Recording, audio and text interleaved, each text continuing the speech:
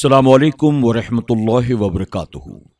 میرے پیارے آقا علیہ الصلوۃ والتسلیم کے پیارے دیوانوں، خاتون جنت حضرت فاطمۃ الزہرا رضی اللہ تعالی عنہا کی کنیزوں، تذکرۃ الانبیاء کے درس نمبر 173 میں آپ تمام کا استقبال ہے۔ ہم سن رہے ہیں اللہ کے پیارے محبوب صلی اللہ علیہ وسلم کی سوانح۔ پچھلے کئی درس سے ہم حضور اکرم صلی اللہ علیہ وسلم کا منصب و مقام، آپ کی بزرگی، آپ کی شان، آپ کے اختیارات اور ساتھ ہی آپ کے معجزات کے تعلق سے بہت ساری باتیں سماعت کر چکے ہیں۔ پچھلے درس میں ہم نے حضور اکرم صلی اللہ علیہ وسلم کے علم غیب کے تعلق سے، آپ کے مقام ادب کے تعلق سے کچھ باتیں سماعت کی۔ انشاءاللہ آج کے درس میں اسی باب سے ہم مزید کچھ باتیں سماعت کریں گے۔ آپ تمام سے گزارش ہے کہ آپ شروع سے لے کر آخر تک اس درس کو خود بھی سنیں، اپنے دوست احباب کے ساتھ بھی اسے شیئر کرنے کی ضرور کوشش کریں اور ساتھ ہی نیکی حاصل کرنے کی نیت سے کمنٹ باکس میں جا کر ایک مرتبہ سبحان اللہ ضرور لکھیں۔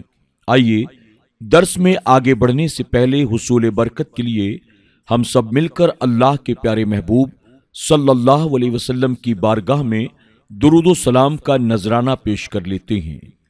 الصلاۃ والسلام علیک یا رسول اللہ، الصلاۃ والسلام علیک یا حبیب اللہ، الصلاۃ والسلام علیک یا نبی اللہ وَعَلَىٰ آلِكَ وَأَصْحَابِكَ یا نور اللہ صلی اللہ تعالی علیہ وسلم۔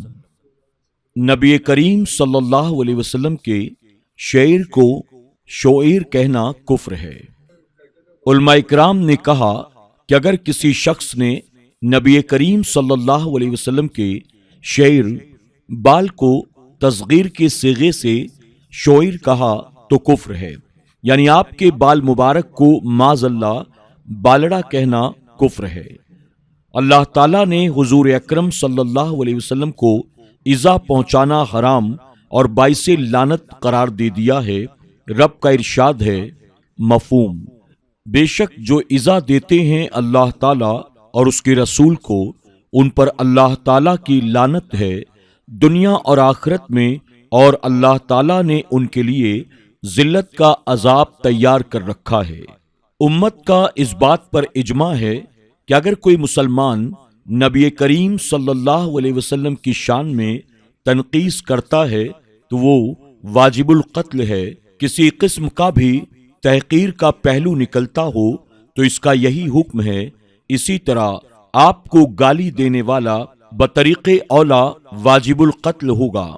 فتاوی قاضی خان میں ہے کہ اگر کسی شخص نے رسول اللہ صلی اللہ علیہ وسلم پر کسی قسم کا بھی عیب نکالا تو وہ کافر ہوگا۔ مبسوط میں ذکر کیا گیا ہے کہ اگر کسی مسلمان نے حضور اکرم صلی اللہ علیہ وسلم کو گالی دی تو وہ کافر ہو جائے گا۔ ابو حفص کبیر کا قول ہے کہ جس شخص نے نبی کریم صلی اللہ علیہ وسلم کے بال مبارک میں سے کسی ایک بال کے ذریعے بھی حضور اکرم صلی اللہ علیہ وسلم پر عیب لگایا وہ یقیناً کافر ہو گیا۔ اگر کسی شخص نے کسی نبی کے متعلق یہ کہا کہ وہ مجنون تھے یعنی پاگل تھے تو وہ کافر ہوگا۔ ہاں خیال رہے کہ یہ کہنا جائز ہے کہ اللہ تعالیٰ کے نبی پر بے ہوشی طاری ہو گئی۔ وجہ اس کی اصل میں یہ ہے کہ جنون عیب ہے اور عیوب سے انبیاء کرام علیہ السلام پاک ہیں، اس لیے جنون کی نسبت انبیاء کرام علیہ السلام کی طرف کرنا کفر ہے۔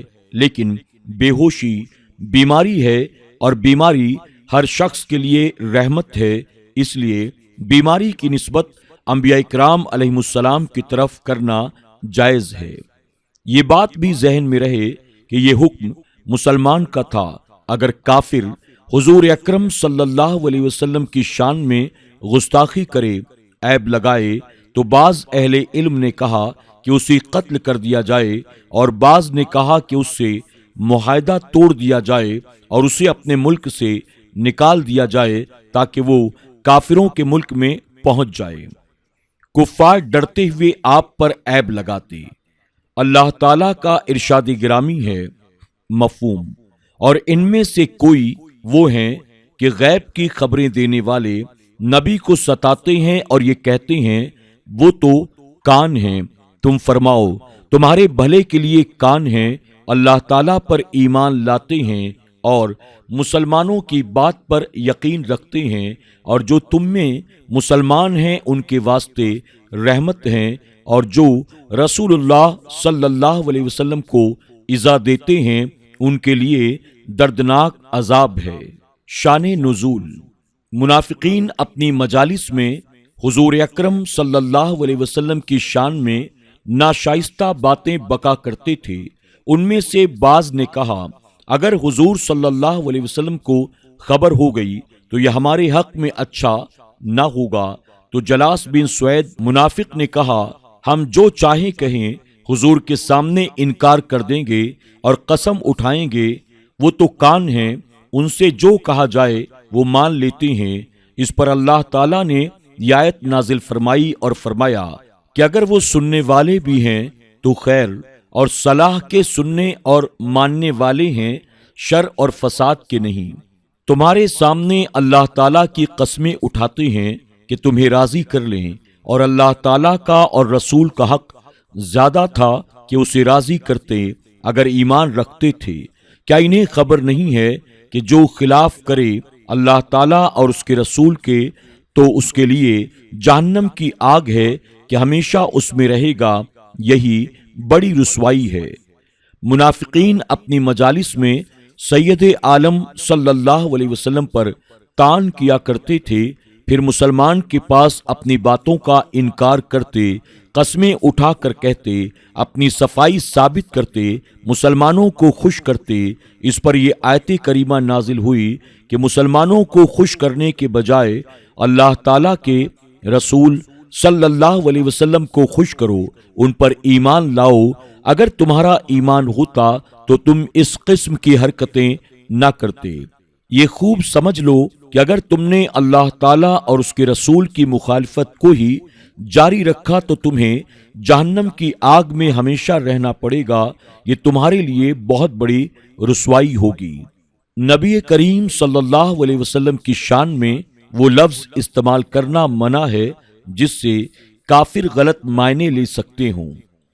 نبی کریم صلی اللہ علیہ وسلم جب کلام فرماتے تو صحابہ کرام کو اگر ضرورت پیش آتی تو آپ ذرا ہماری رعایت فرمائیں، بات آہستہ کریں، تو وہ عرض کرتے یا رسول اللہ صلی اللہ علیہ وسلم ہماری رعایت فرمائیں، لیکن منافقین یہی لفظ بولتے تھے اور رونتا سے مراد لیتے جس کا معنی ہوتا حماقت، یعنی معاذ اللہ آپ کو احمق سے تعبیر کرتے، یا رائنا کو کھینچ کر ایسے پڑھتے کہ لفظ رائنا بن جاتا جس کا معنی چرواہا ہوتا ہے۔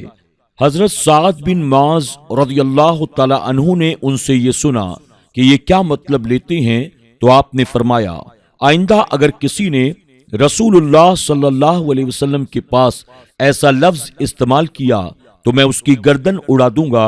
یہود نے کہا یہ لفظ تم بھی استعمال کرتے ہو، تو اس واقعے کے بعد رب نے مومنوں کو بھی اس لفظ کے استعمال سے منع فرما دیا اور ارشاد فرمایا اے ایمان والو، رائنا نہ کہو اور یوں عرض کرو حضور ہم پر نظر رکھیں اور پہلے سے ہی بغور سنو تاکہ کلام کو پھر سے کرنے کی عرض نہ کرنی پڑے، اور کافروں کے لیے دردناک عذاب ہے۔